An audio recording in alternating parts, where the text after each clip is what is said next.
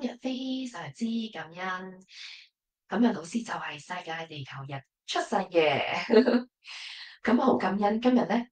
有鳳鳴先啦、鳳同先啦，陪同老師咧拉連同大家一齊去為地球送上祝福。咁老師之前咧就比較愚蠢啦，就俾人呃咗錢啦，呃晒銀行戶口啲錢啦。咁咧我就後嚟知道咗一件事啦，咁呢一個都係一個好重大嘅一個經歷啦，可以咁樣講。咁呢個經歷係必須嘅。原來呢一個經歷咧係喺我靈魂契約裏面，但係你翻嚟咗呢個先。好，就是大家知道之前有一段时间，就是柯老师他就是非常的拿小講得個兩出，大家说他很愚蠢，那时候愚蠢其实不是，就是那些诈骗集团实在太厉害了。然后老师就是被诈骗了，银行户口里面的钱都被转走了，全部都转走了。然後老師發現，原來這個事情是一定要發生的，因為這個是寫在靈魂契約裏面的。但係老師本身係一個 SLT 嘅靈性療癒師，喺好早時期已經清理咗本身我嘅靈魂契約，到底點解仲會出現呢？但是因為老師他是 SRT 的療癒師，他在很早很早之前已經把自己的靈魂契約通過 SRT 已經清理掉了，但是為什麼還會出現這樣的事情呢？每一個靈魂契約咧，都係喺我哋投生之前即係轉世之前去簽訂，即係話我哋今生願意或者係我希望去學啲乜嘢，全部都清清楚楚列明晒嘅。靈魂契約就是說，我們在轉世之前，我們的靈魂已經定下了我們要學習什麼，然後寫在上面是很清楚的，每一個我們想要學習的東西。可惜，當我哋轉世之後，就忘記得一乾二淨。可是當我們轉世之後，我們就忘記得一乾二淨。而有一個 item 就係喺靈魂契約裏面叫做隱藏的誓約。然後有一個特別的項目，在那個靈魂契約裡面叫做隱藏的誓約。喺老師嘅靈魂契約裏面有一項隱藏的誓約，連我自己嘅靈性團隊都冇可能知道，因為呢一個係隱藏咗嘅，係必須要經歷同埋發生咗之後先至會開啟。然後老師他的靈魂契約裡面有一項隱藏的誓約，是他的靈性團隊都一樣都不知道的，因為這個隱藏的契約一定要在發生之後才會知道，這樣子。當我發生咗呢一件事件之後啦，然後同我靈性團隊去傾過呢一個問題，佢哋見到我時間線，無論如何都要發生呢一件事件，然之後咧就話俾我聽，呢一個就係我嘅隱藏的誓約，就係我今生必須要經歷嘅事情，係需要學習嘅事情。就是當事情發生了之後，老師跟他的靈性團隊去溝通，然後發現這個是無論任何的時間線都必定要發生的一個事情，因為這個是必定，這個靈魂必定要學習的一個事情。咁老師就去諗，我自己本身係一個 SLT 嘅靈性療癒師，既然可以清理到靈魂契約，但係又會有一啲隱藏的誓約，就係唔能夠清理到。我喺度諗，因為我覺得自己個經歷，我唔想其他人有我同樣我嘅經歷，我有咩方法可以去協助或者係幫大家清理到個靈魂契約，而又連隱藏的誓約都可以清理埋咧？因為老師他作為一個 SRT 的療癒師，他是可以清理靈魂契約的，但是連他自己之前也沒有可以幫自己移除這個隱藏的誓約，所以老師就在想有什麼辦法可以幫助大家，就是可以不用像老師一樣要經歷這個隱藏的誓約。咁首先要講一樣嘢就係，當你今生遇到一個項目係能夠幫你清理你嘅靈契約嘅話，表示你嘅靈性成長去到一個階段嘅原因，係因為你唔需要再經歷你投身之前所定下想要經歷嘅嘢，而係你透過你自由意志去選擇你自己想要經歷嘅嘢，會唔會太長？我想記就是當你的靈性成長到某一個階段，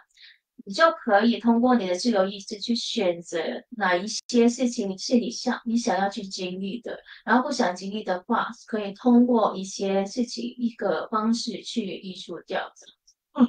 簡單地講，有一啲人即係某一啲人，佢哋係未去到一個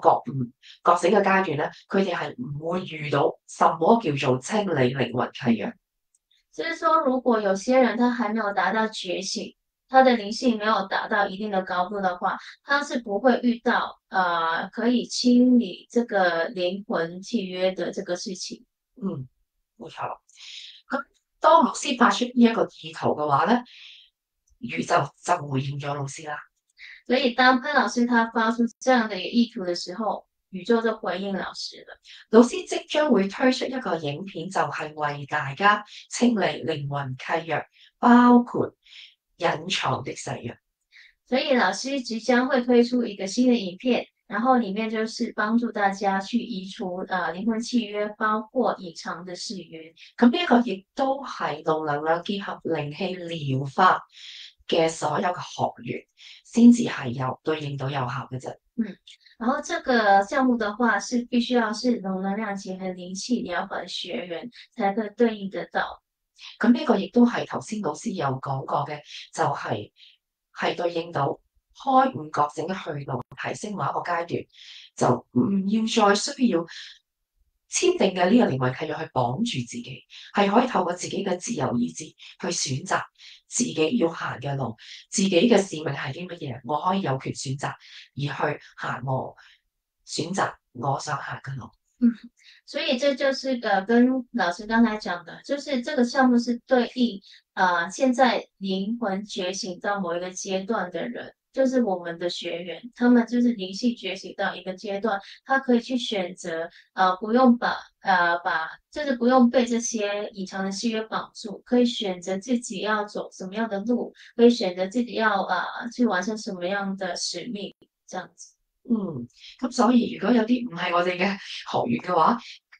嘅話咧，咁大家就應該認認真真咁樣去連結上自己嘅高我啦，或者叫高啦，